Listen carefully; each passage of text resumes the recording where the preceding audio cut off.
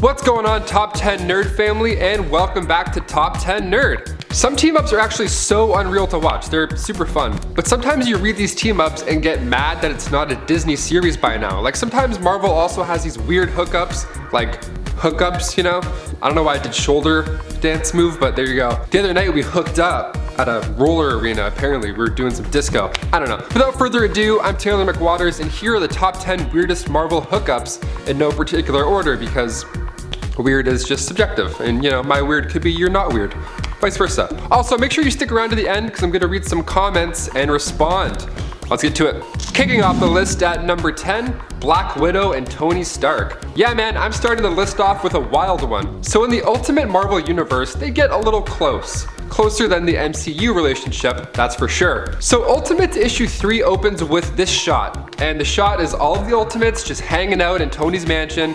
And then there's a sex tape playing in the background, and that sex tape being Iron Man and Black Widow. So what's the deal? Why does this exist? Well, in the Ultimates 2, her and Iron Man dated and even got engaged. But it's all lies. Lies, I tell ya. She was trying to destroy the Avengers for the fall of the Soviet Union. That was like her payback. That is, until she's killed by, you guessed it, Hawkeye. Nope, you didn't guess that, because that would be crazy. Imagine if this is how she went out in Avengers Endgame. That scene with her and Hawkeye could have been a bit more wild, and maybe a bit more emotional. Just kidding.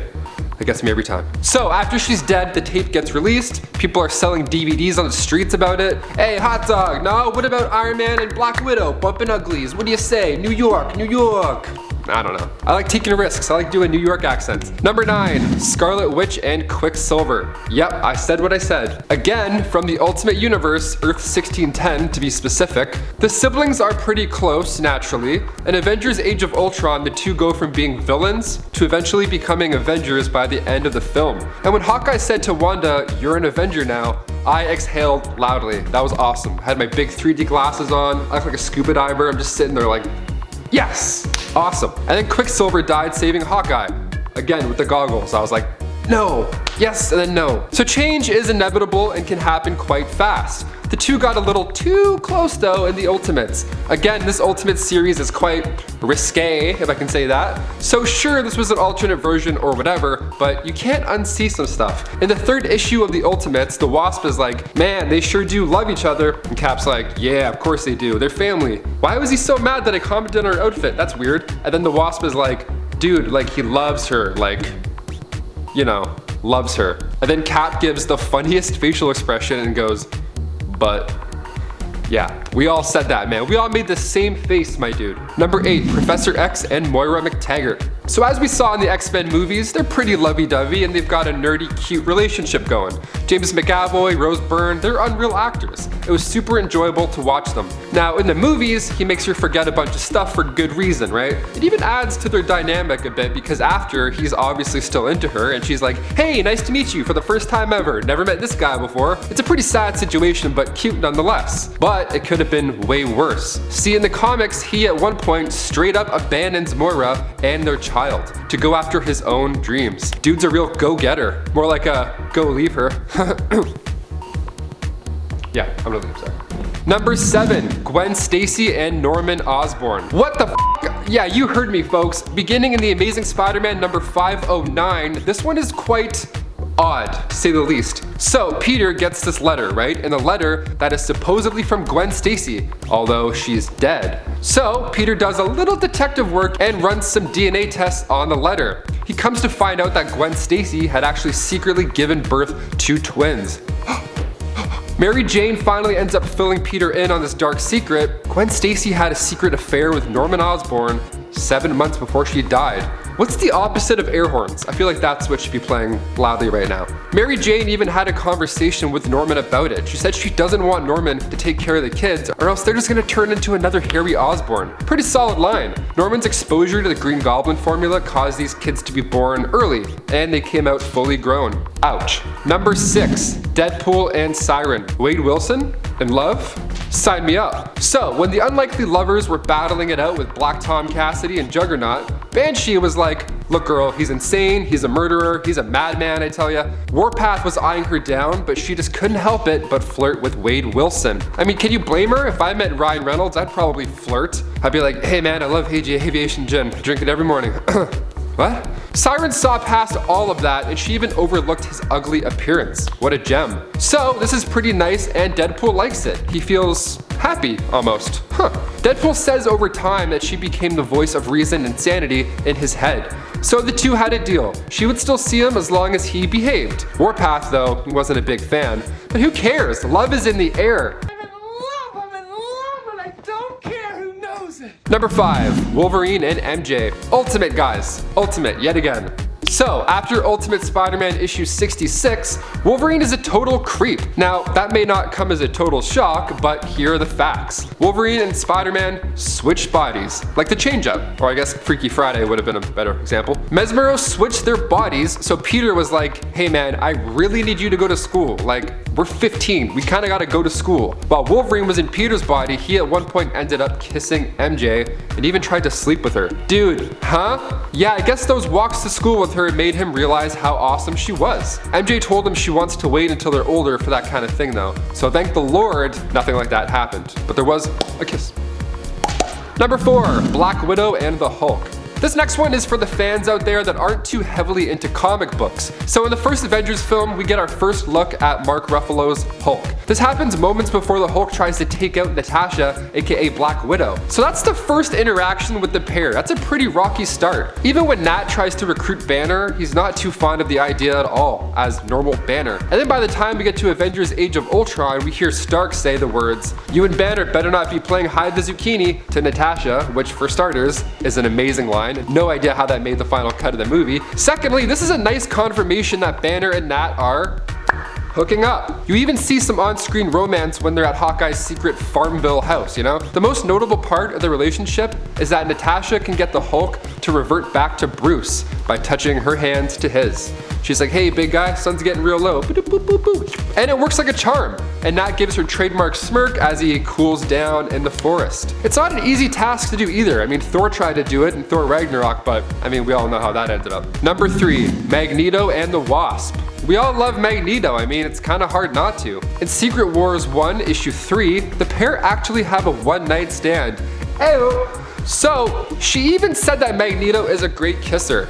I mean, look at him, he's got the hair, he seems confident. So here's the kicker, Magneto was apparently drugged. Yeah, it was revealed from Jim Shooter, the guy who wrote the series. He said that Magneto was accidentally drugged, so he was all extra lovey-dovey, and that was of course a factor. So Magneto was head over heels for the Wasp, not really one to hook up and then bounce, you know? Like, he actually really liked her. But the Wasp, on the other hand, was like, yeah dude, that was a one-time thing.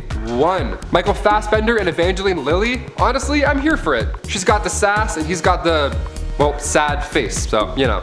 It would work out. Number 2, Captain America and Sharon Carter. Okay, I have to include this one because when I saw this for the first time in theaters, we all went nuts. So I of course will see movie premieres, like as soon as the movies come out, I'm there, right? Middle row, I got my glasses on, I'm there an hour early. I don't drink water all day, I'm just trying not to go to the washroom. This is it, this is my goal. Because 1, I want to see the movie as soon as possible, and 2, I love hearing other people have the same reaction as me at the same time. So when we meet Sharon Carter and Captain America, it's revealed that Peggy Carter was her aunt, and she wasn't just an ordinary neighbor to Steve Rogers. So this dude must love the Carters or something. I mean, he goes from Peggy Carter to her niece, Sharon Carter, and then by the time Endgame rolls around, he goes back in time to the young Peggy Carter. Like, imagine that conversation in Endgame. So Steve, what have you been up to? I'm looking forward to seeing more of Sharon Carter as Agent 13. Emily Van Camp is an amazing actor, and apparently her character was on the run during Infinity War and Endgame. So I wonder what she was up to. Sneaky. And for number 1, finally, we got Thor and She-Hulk. The strongest couple ever? I think so. It's confirmed in Empire Fallout, Fantastic Four #1, that it started off pretty calm and cool, and then the two heroes shared a kiss in the middle of a battlefield, because of course that's where most people end up kissing, and their first date ended up happening in Savage Land. #Savage. So Susan Storm straight up asked Thor if the two of them were a thing, and Shy Thor answered, verily. Also, Shy Thor, how cute.